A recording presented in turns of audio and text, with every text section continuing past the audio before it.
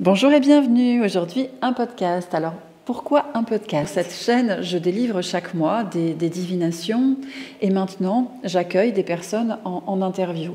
Mais ça fait plusieurs fois qu'on me demande en fait de faire des podcasts et de partager les connaissances, les transcendances et tout ce que l'on reçoit en termes d'enseignement divin. Je me suis demandé comment j'allais vous proposer ça. Et puis, je me suis dit, mais en fait, chaque jour, chaque semaine, j'accompagne des personnes en voyage spirituel. Nous vivons des voyages extraordinaires et nous recevons de la connaissance. Alors les personnes, cela les aide à transmuter, à changer leur vie, à ouvrir la voie du renouveau.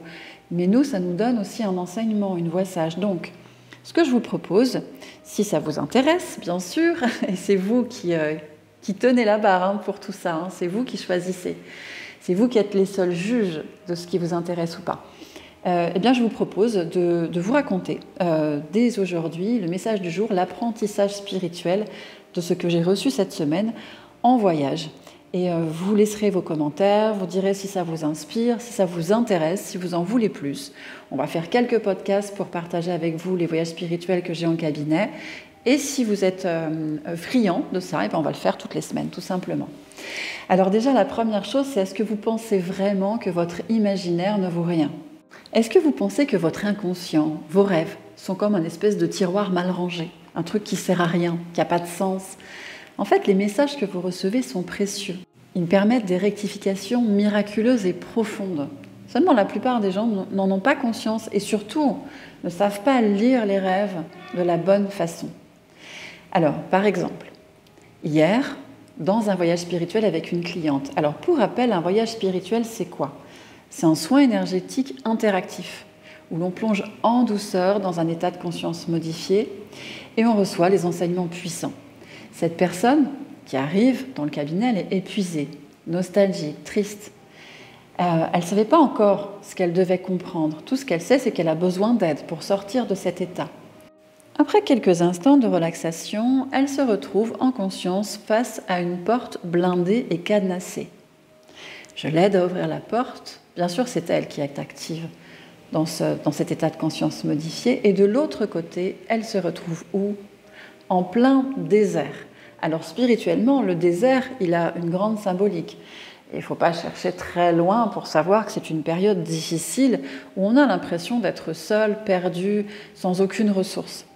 Et pourtant, la voix nous dit de ne pas lâcher, de ne pas perdre la foi, de rester calé sur l'horizon, sur l'étoile, sur la lumière et d'avancer, de marcher, de ne pas perdre la foi dans des périodes très difficiles. Ensuite, une fois qu'elle ne perd pas la foi et qu'elle continue d'avancer en toute sérénité dans ce désert, sans paniquer, en étant tout à fait ancrée et confiante, il y a une apparition, un grand arbre au milieu de cet espace aride. Elle est attirée par le centre de l'arbre et elle découvre qu'elle peut rentrer dans l'arbre. Elle entre donc dans l'arbre, un peu comme dans le ventre d'une grande maman. À l'intérieur, tout est rouge. Il y a même comme du sang. Elle me dit que ça ressemble à du sang. Et elle se sent bien, réconfortée, protégée, portée, suspendue au centre. Elle baigne dans l'enseignement, la vraie lumière. Voilà le premier jeu de mots. Tu es dans l'enseignement, au centre. Tu peux te laisser porter comme dans le ventre d'une maman. Tu es protégé, nourri et enseigné. Après ce passage, une fois qu'elle a bien repris toutes les énergies dont elle a besoin à ce niveau-là, qu'elle s'en est imprégnée, sans chercher à comprendre quoi que ce soit, elle est transportée dans un souvenir, un passage dans la mer, où elle se retrouve dans des souvenirs de joie. Elle nage, elle se revoit dans des moments heureux et elle s'imprègne de ces souvenirs. Le feu qui est toujours là, la joie, l'amour, les beaux souvenirs sont toujours là, au plus profond d'elle-même, et elle les revit avec beaucoup de joie et de bonheur. Ensuite, elle traverse le feu. Elle traverse le feu littéralement, elle ne souffre pas, ça ne la brûle pas. Le feu, le phénix, renaître de ses cendres. La voilà qui se défait des souvenirs durs et des énergies qui la plombent pour remettre le feu, cette flamme qu'elle croyait éteinte. D'ailleurs, c'est un charbon ardent, incandescent, qui lui est proposé. Et instinctivement, une part d'elle sait ce qu'elle a à faire. Elle prend le charbon qui ne la brûle pas et elle le place dans son cœur. Sans que j'ai besoin de rien dire, elle le fait d'elle-même. Elle sait où elle doit aller. D'ailleurs, ce n'est pas moi qui lui propose ces lieux, c'est elle qui me les raconte pendant le voyage. Une part d'elle connaît déjà le chemin de la transmutation et de la régénération. Quelle est la symbolique spirituelle du charbon, du carbone, le carbone et le charbon incandescent? Le message est limpide. Ton inconscient et tes hautes instances là-haut savent mieux que toi, ton petit moi effrayé et triste. La lumière enseigne. L'Esprit Saint ravive la flamme. Renaître de ses cendres, ressusciter. Et si c'était ça le véritable message de Dieu et des textes sacrés? La clé est en toi, plonge en toi, ravive la flamme, retrouve la sagesse et l'élan vital. Tu es en vie, crée, parce que tout commence à l'intérieur, de l'intérieur. Vous savez, ce message de ce charbon incandescent, ce feu qui est toujours là, vibrant, et qui ne demande qu'à être ravivé, on souffle sur les braises et le feu reprend. Allez chercher en vous les souvenirs de joie, d'amour, de gratitude, les nourrir, leur laisser prendre toute la place. Cet enseignement est précieux. Je dois vous dire que j'adore ma vie en fait. L'intelligence divine est d'une telle beauté. C'est merveilleux.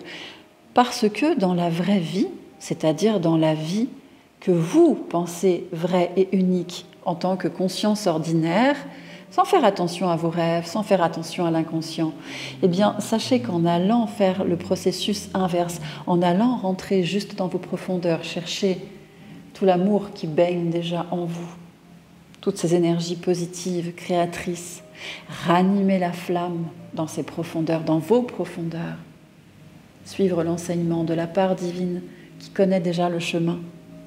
Eh bien, dans la vie ordinaire, dans la matière, la personne se remet en marche. Elle se relève et elle marche. Et elle voit à nouveau les possibilités, les champs du possible, tout ce qu'elle peut créer, mettre en mouvement. Bien sûr, il y aura des erreurs, des déconvenues, mais ne perds pas la foi lorsque tu es en plein désert. Ranime la flamme, souviens-toi de tout ce que tu as reçu de précieux, parce que l'amour est éternel. Ne vous laissez pas submerger par la peur, la colère, la jalousie. On a bien mieux à faire, croyez-moi. Ces énergies, elles ne doivent que passer, et nourrissez l'amour en vous.